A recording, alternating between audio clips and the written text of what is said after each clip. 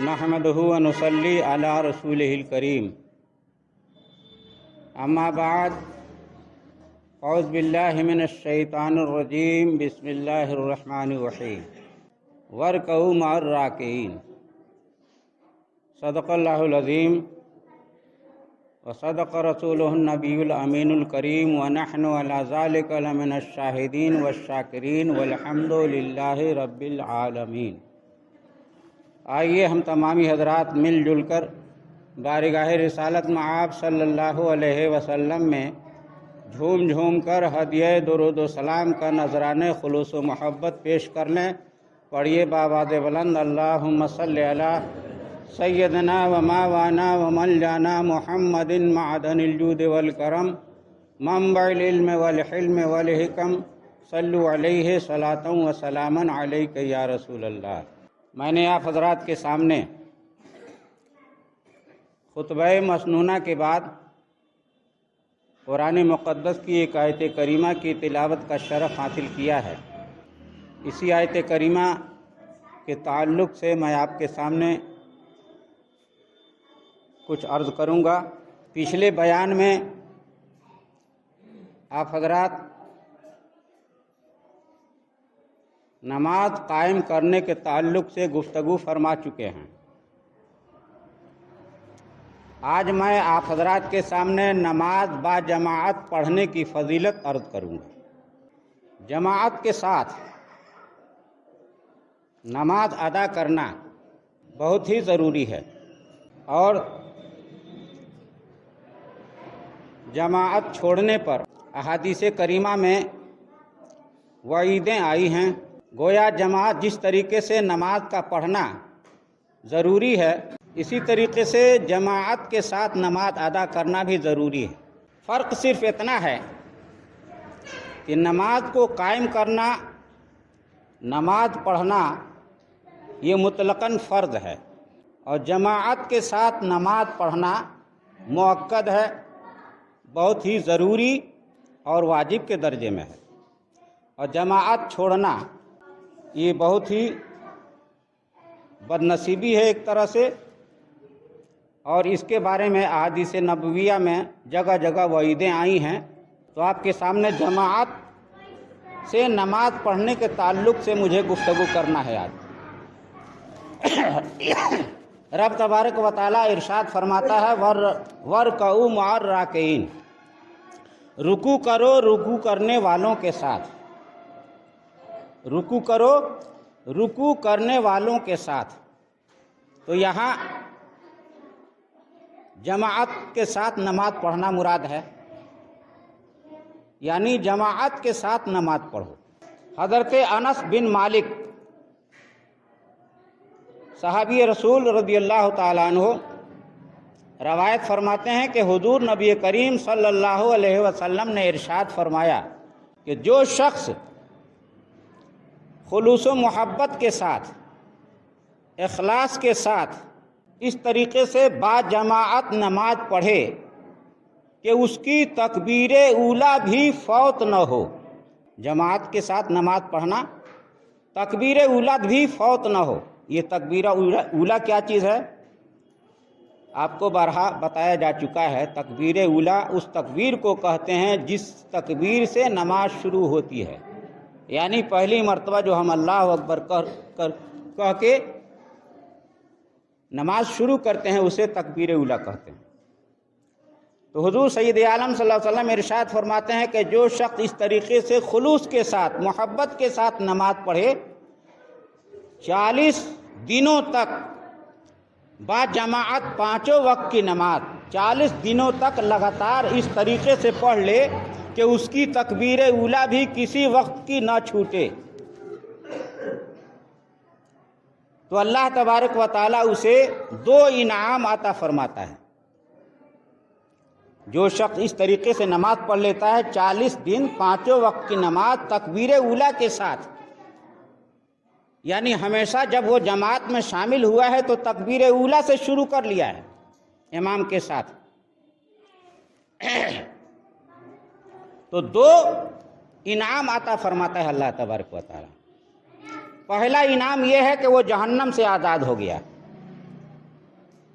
جہنم سے بری ہو گیا یعنی وہ جنتی ہو گیا۔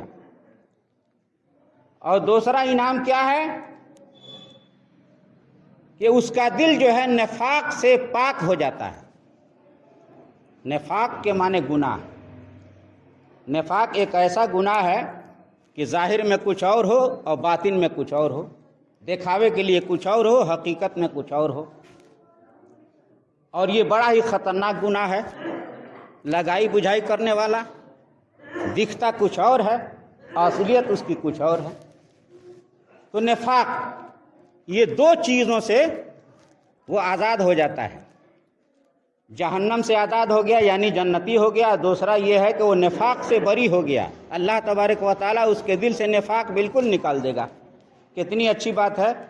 لیکن یہ دو انعام پانے کے لیے ضروری ہے کہ 40 دنوں تک تکبیر اولیٰ کسی وقت بھی نہ چھوٹے، اور جماعت کے ساتھ نماز پڑھنا۔ اکیلے آدمی کی نماز پر 27 درجہ زیادہ فضیلت رکھتی ہے۔ یہ تو مشہور بات ہے، آپ نے سنا ہے بارہا، کہ اکیلے کوئی نماز پڑھتا ہے تو 27 مرتبہ وہ پڑھے گا تو پھر ایک نماز جو جماعت کے ساتھ پڑھتا ہے اس کے برابر ہوگا۔ 27 گنا زیادہ ثواب ہے جماعت کے ساتھ نماز پڑھنے کا۔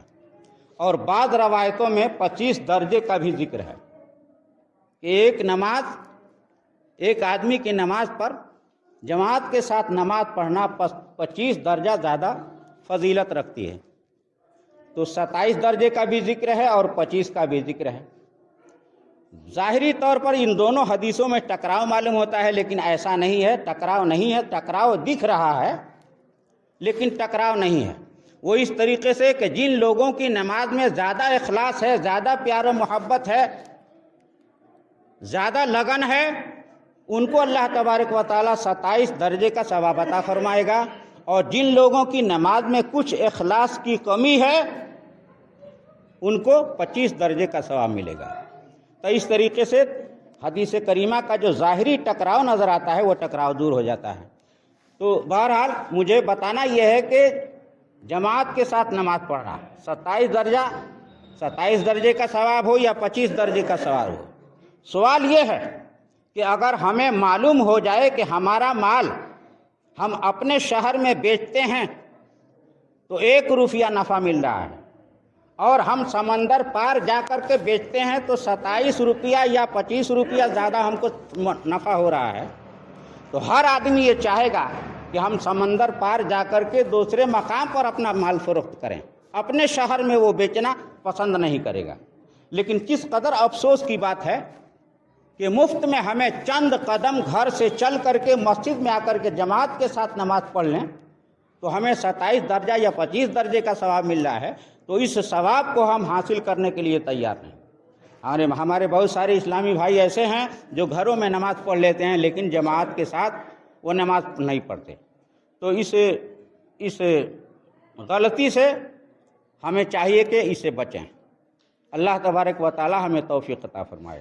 حضور نبی کریم صلی اللہ علیہ وسلم ارشاد فرماتے ہیں کہ میرا دل چاہتا ہے کہ جو لوگ گھروں میں نماز پڑھ لیتے ہیں میں اپنے نوجوانوں کو حکم دوں کہ وہ لکڑیاں اکٹھا کریں اور میں ان کے گھروں میں جاؤں، اور جو لوگ نماز گھر میں پڑھ لیتے ہیں جماعت چھوڑ دیتے ہیں ان کے گھروں کو آگ لگا دوں۔ آپ غور فرمائیں، ہمارے نبی کریم صلی اللہ علیہ وسلم جن کے بارے میں قرآن کریم ارشاد فرماتا ہے کہ عزیز علیہ ما عنتم حریص علیکم بالمؤمنین رؤوف الرحیم، ہمارے آقا صلی اللہ علیہ وسلم اپنی امت پر اس قدر مہربان ہیں کہ امت پر کسی طرح کی کوئی مصیبت آئے، کوئی مشقت میں کوئی امتی پڑ جائے تو اللہ کے رسول سید عالم صلی اللہ علیہ وسلم کو گوارا نہیں ہے، اپنی امت کو بہت ہی زیادہ چاہنے والے ہیں، بھلائی کے چاہنے والے ہیں، اور بے حد مہربان ہیں، نرم دل ہیں اپنی امت کے لیے۔ تو ایسا نبی جو رحمت للعالمین ہے وہ کتنا غیظ و غضب کا اظہار فرما رہے ہیں ہمارے آقا صلی اللہ علیہ وسلم کہ میں ان کے گھروں کو آگ لگا دوں جو لوگ نماز گھروں میں پڑھ لیتے ہیں اور مسجدوں میں نہیں آتے۔ تو میرے محترم بزرگوں اور دوستو، آج کی گفتگو کا خلاصہ یہی ہے کہ ہم لوگ نماز با جماعت پڑھنے کی کوشش کریں۔ اللہ تبارک و تعالی ہم تمام اسلامی بھائیوں کو اعمال صالحہ کی توفیق رفیق عطا فرمائے۔ آمین ثم آمین بجاہ سید المرسلین صلی اللہ تعالی علیہ وسلم۔